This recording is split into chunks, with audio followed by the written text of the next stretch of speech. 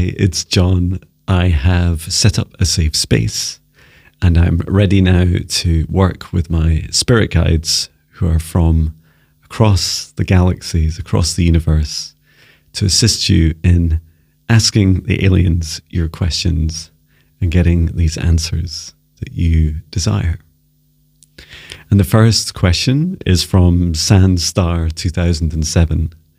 And you say, John, can you ask your guides if they know if and when medbed or medical bed technology will become available to us?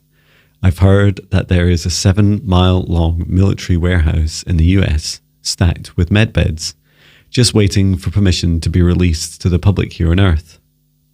Can any of your guides talk about that and any other technology coming here that would be life-changing for all of us? Thank you so much.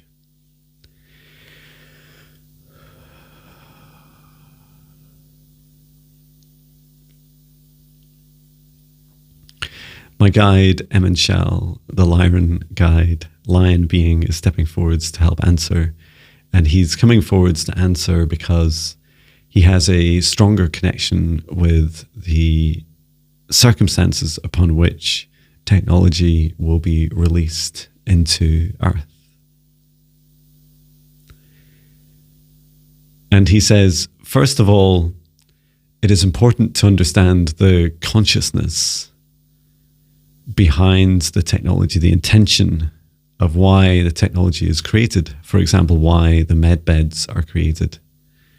And they are seen as a place where you can lie down and rest, and it also offers you healing.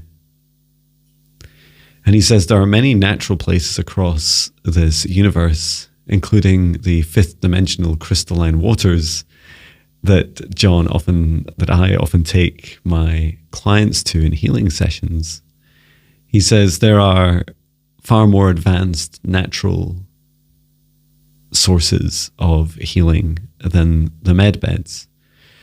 However, in areas often of lower density and where the natural phenomena is not available, the med beds are helpful.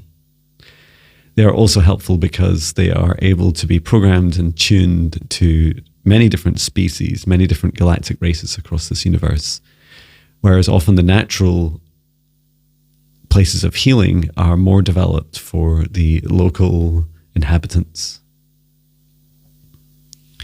And to answer the question of when will the medbed become available, he says it is already available to those that choose to, for example, during dream time, travel to galactic federation ships or other local councils or other ships.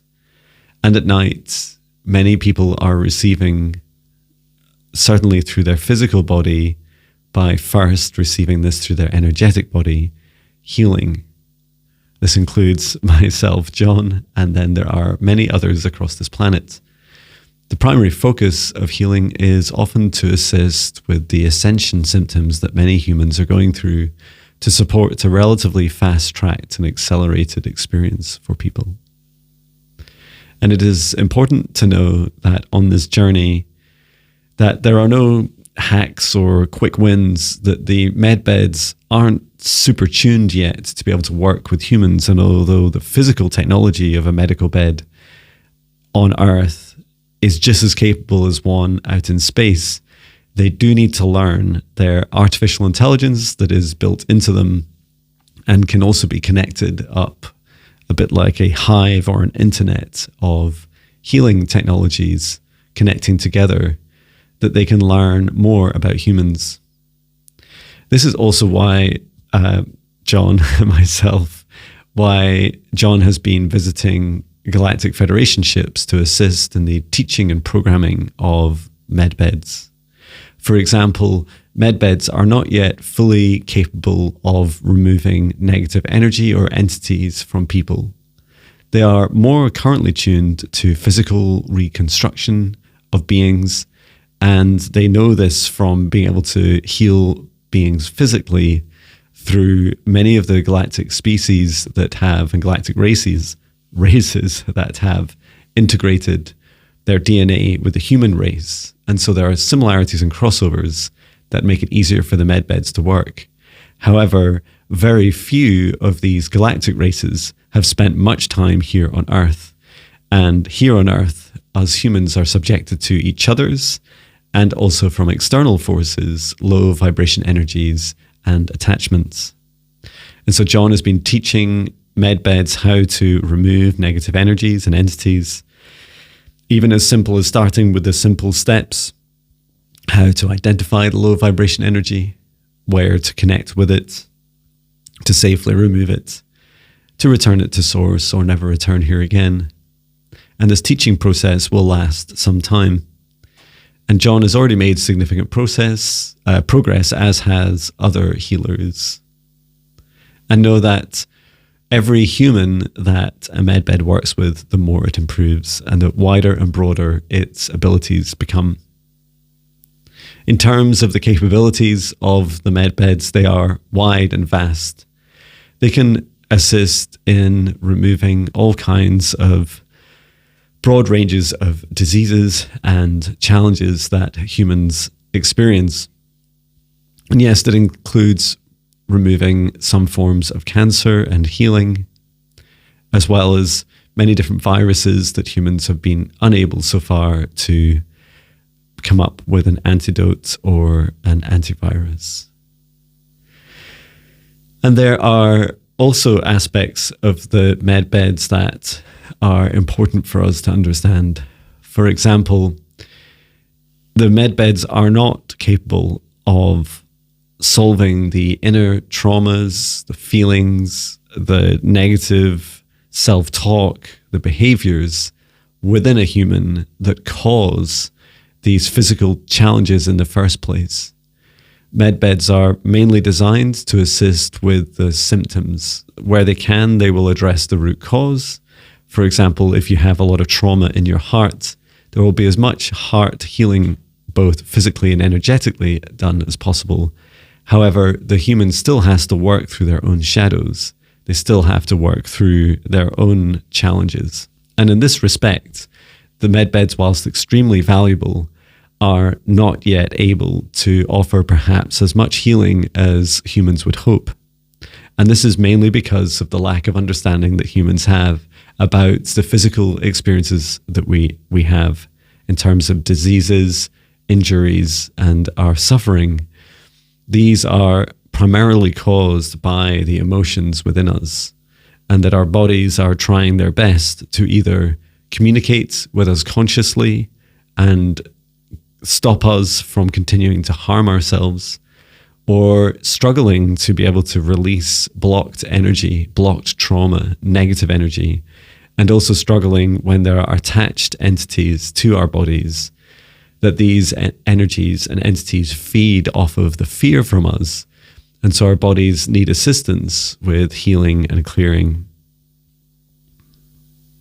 And so this is why it's important with the medbeds to understand that they are not the magic bullet that perhaps that we would hope for, but they are incredible healing tools, and that they will at least bring a human's physical form back to health to enable them more easily to then face their own fears and shadows and traumas and heal themselves within so that they can help heal their physical body.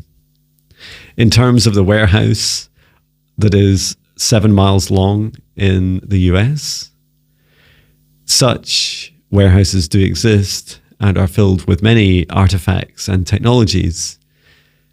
And there is a storage of some medical beds. It is not filling at this time 7 miles of the warehouse.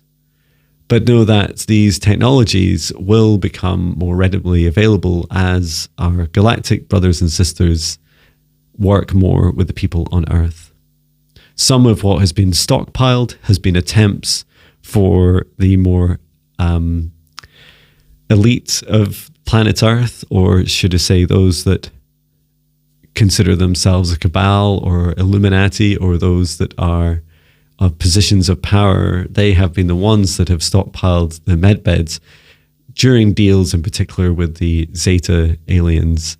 However, these medbeds are not fully at the capability and capacity of those that are available on the Galactic Federation ships, as they are not part of the hive connected to all the other medical beds around the universe. But they are helpful, and they are significantly ahead of Earth's modern science. And in terms of other technologies that are coming, yes, there are many, but many are still suppressed on Earth. And so this wave of suppression that already exists of the technology that is readily available across planet Earth, this is the technology that needs to be released to the people first. And this includes the revolution of free energy or unlimited energy for every single being. This will be a significant change and will also breed a new race or competition across Earth, very happy and healthy, a new innovation burst in people harnessing this infinite power. These devices, the technologies, they are already existing on Earth, and there are many different implementations and different solutions. And what will happen as the alien agenda shifts on, so one consequence or unintended consequence of fear programming is that what will happen is fake alien invasions will be eventually exposed, and they will reveal themselves the technologies that have been hidden for a long time here on Earth. Just like the petrol engine came after the electric engine. The electric engine has been around the longest and has been in and out of suppression itself, and yet now it's considered favorable. And it is just like this with UFO technology or crash-landed UFOs that have been retrofitted, the technology is taken on board, and the technology is advanced. This is part of this new wave of technologies that are coming to Earth. So much of this resides in the consciousness, the imagination, the creativity of humans, and we know that this is vast.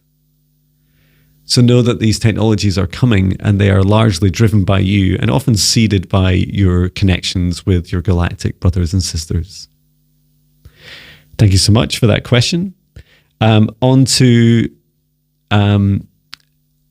if I can say your name, FFILICE1.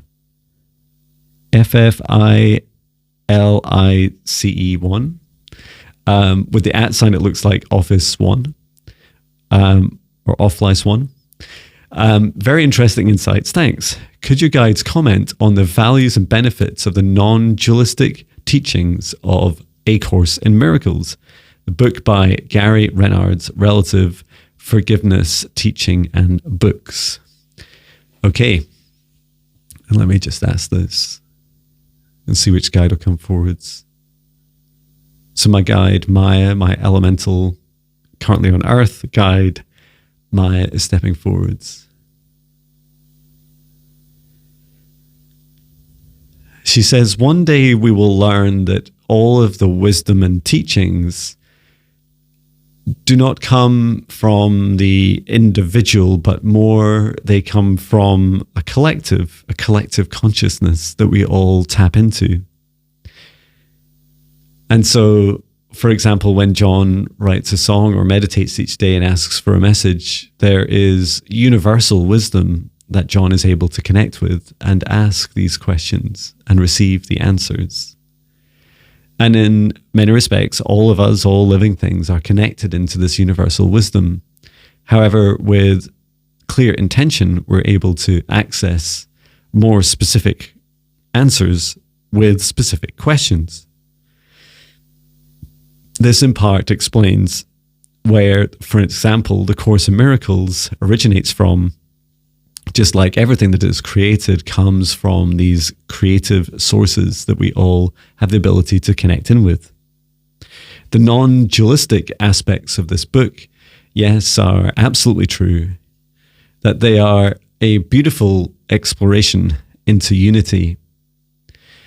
What is important to understand is that every individual, every being has their own truth.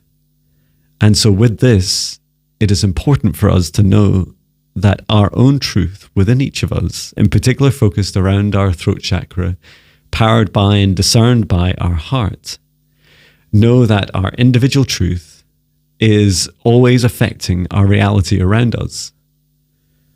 For example, if your truth was you believed that birds couldn't fly, and that perhaps it was insects that you saw in the sky, this would become your reality. It would become your perception, become your reality.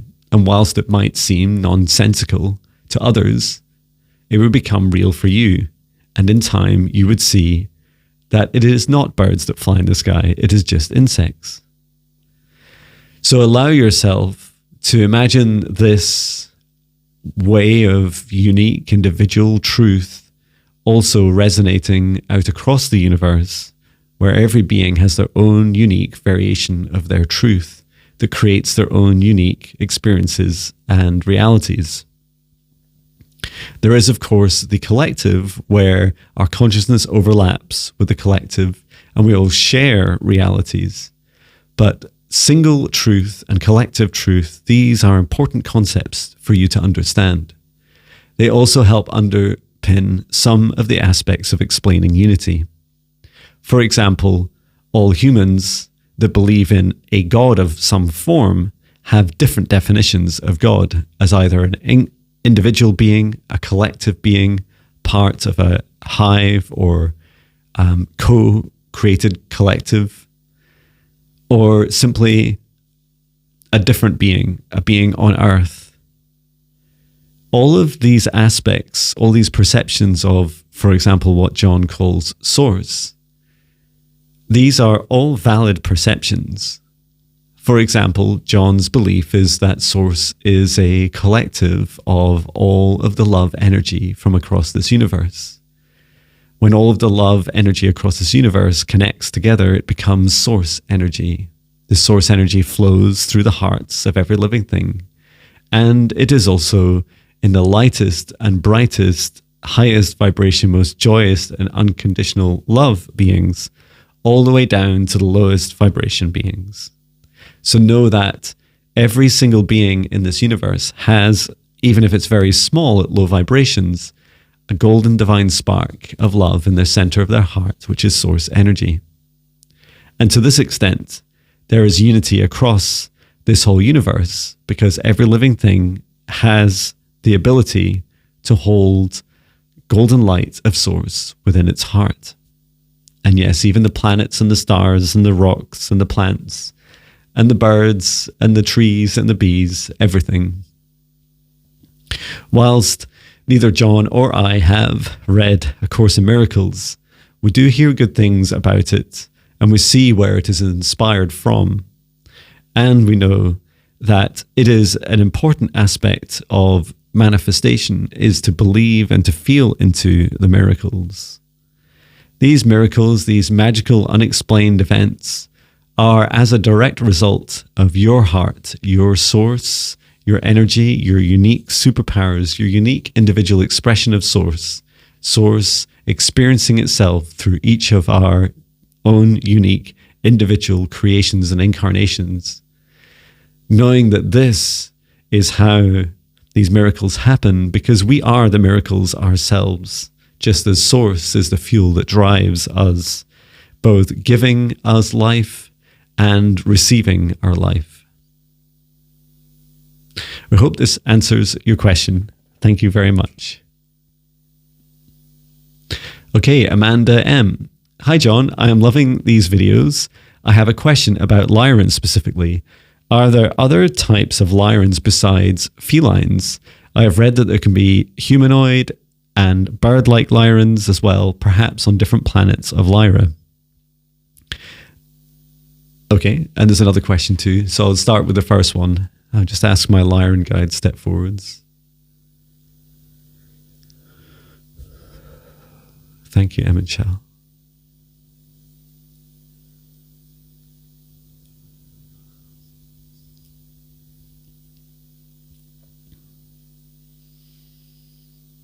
So yes, there are many types of Lyrians.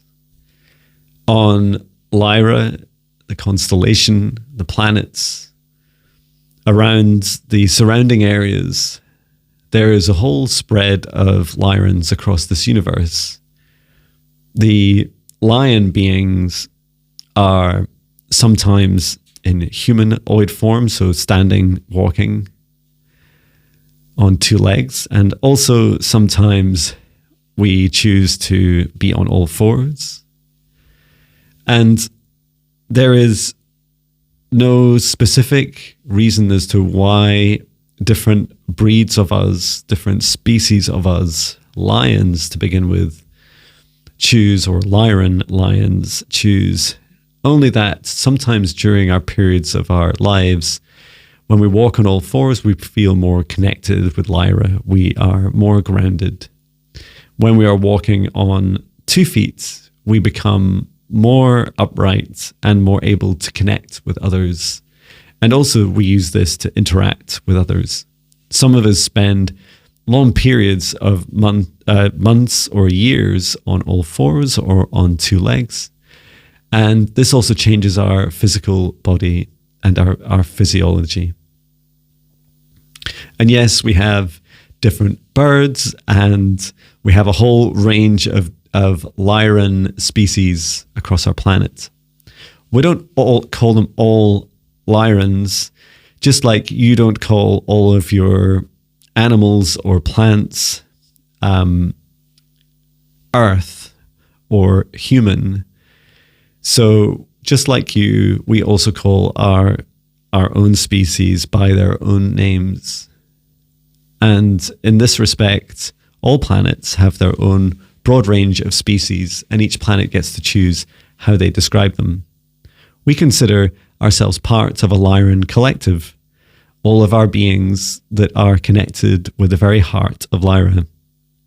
And this heart, although as some of you have said in previous videos, has descended and been destroyed in the lower vibrations in the 3rd and 4th, still actively exists in the 5th dimension and beyond, upwards in frequencies, as do all of the beautiful beings, plants and animals and different species that exist on our planet. And the second question is about galactic beings visiting Earth. Are they in the 3rd dimension invisible to humans, or do they shapeshift and hide? Or perhaps they just don't want to go out in public? So, Lyrans, we visit Earth currently in the 5th and 4th dimension. You can see our ships, that we are prevalent. Our light ships you will see often. There are some of us physically here on Earth. And if you were to meet us, know us by our energy, know us by our strength, our physiology. We are often quite tall and strong. We might appear quite thin in terms of our body fat is quite low, but we are strong and muscular. And we also, yes, have fur. There's no real escaping the Lyran fur, of which we feel is very mandatory for us.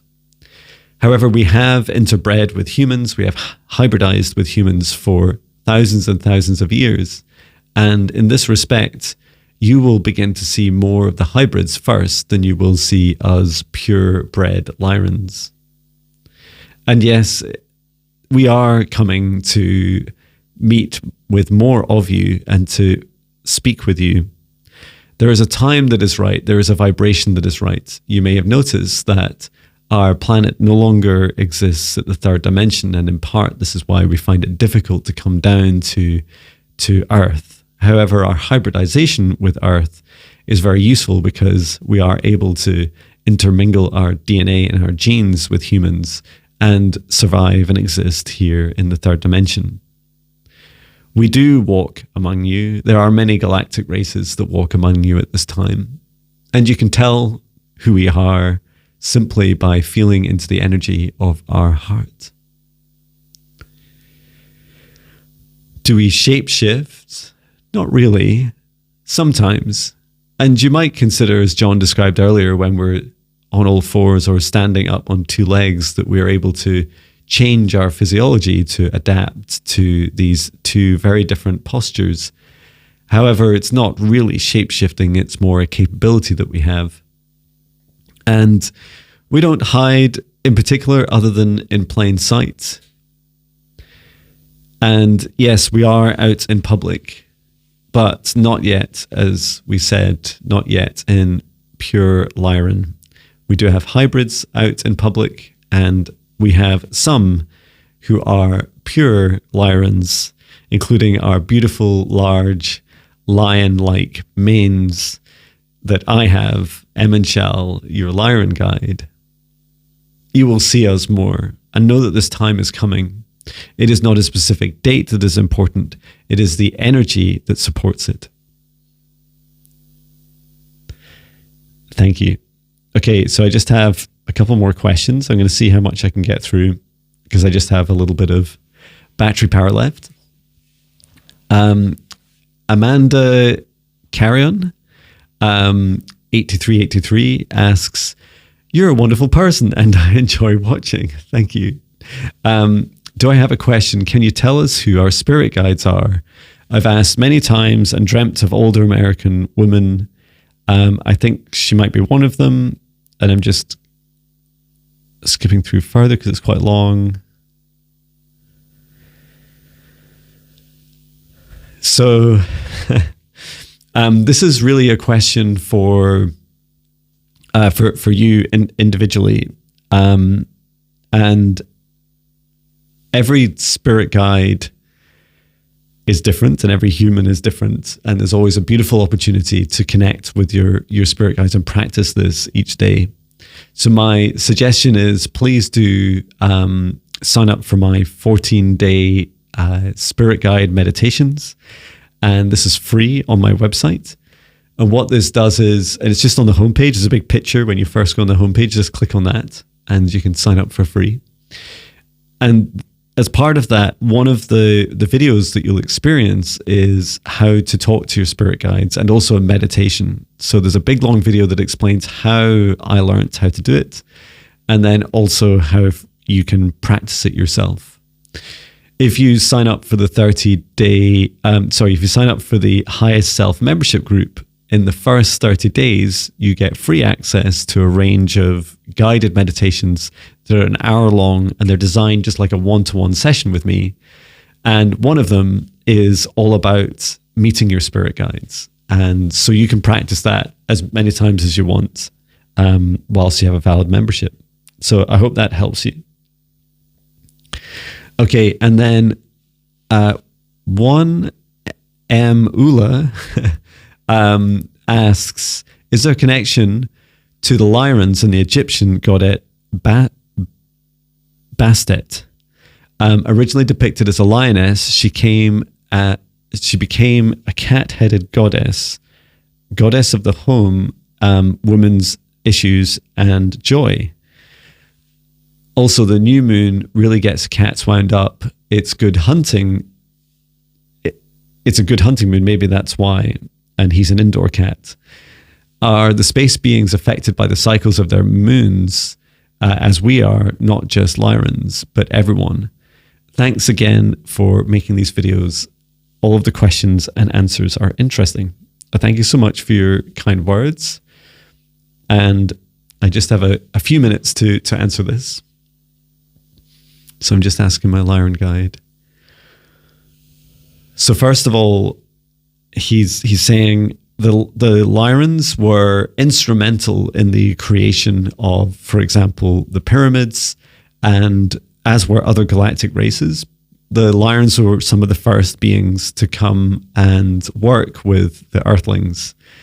And there was also work done in terms of DNA upgrades for both Lyrans and humans, hybridization, and also mating between the two. And this is important to know because there are many connections between Lyrans and humans, and that interconnectedness began back in those times, and it's much older than our current human history understands. going back to about 33,000 years ago. Okay. And Bastet, the Egyptian goddess, and I must admit, I'm not good with any gods or goddess, let alone Egyptian ones. But yes, there were many Lyrans that were very famous, often for their gifts. And Bastet was one that was very instrumental in assisting with this like feminine, feline goddess energy. And yes, what you say about being connected with women's issues and joy, that was definitely part of their role. And in terms of the moon, so there's more for us to learn about the Earth's moon. And it might be easier to explain that there are technologies that exist in the moon and what the moon is made of that also affect the Earth. And whilst many of these technologies aren't active, there is purpose and reason as to why this moon exists. And so it's very much helping act as a caretaker for Earth. However, there are, as well as stabilizing influences from the moon, there are also influences of control. More of this will be disclosed over time as humans begin to be ready to receive this information.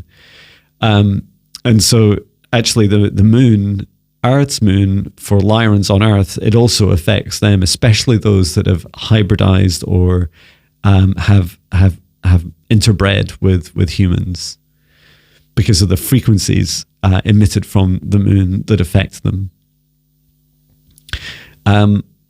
And that's us. So we're just up on battery and just up on time. So I'd like to thank everyone for your questions. If you have more questions, please add them to the comments. You can comment any video and I'll receive those comments. Just start them with my question for the aliens. And I'd like to thank our guides, our higher selves, Archangel Michael, Archangel Raphael, Source, and Gaia, every soul that's participated in today's session and asking us all to step outside of the session as I close it down and return it to Source, or never return here again.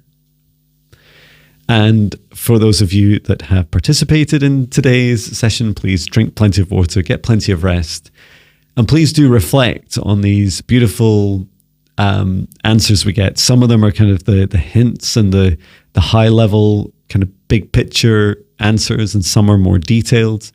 And these are always, the different levels are always for a reason, and there's always a lot of exploration for us to do within to answer these questions. And thank you for asking, because I'm not always great at asking questions.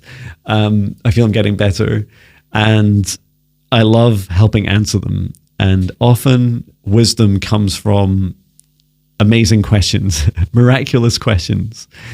So thank you so much. And I'm sending so much love from Scotland. Take care.